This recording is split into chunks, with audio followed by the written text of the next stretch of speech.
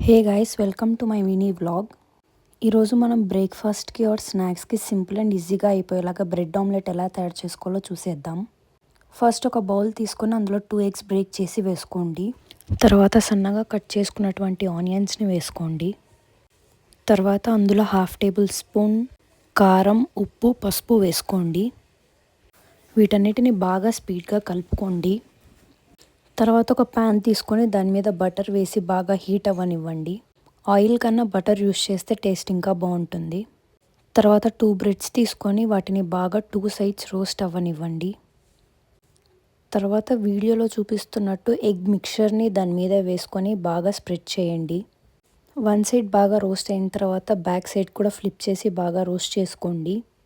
ఇలా చేసిన తర్వాత మన బ్రెడ్ ఆమ్లెట్ రెడీ అయిపోతుంది. చాలా బాగుంటుంది. ఒకసారి ట్రై చేసి కామెంట్ చేసి చెప్పండి ఎలా ఉందో.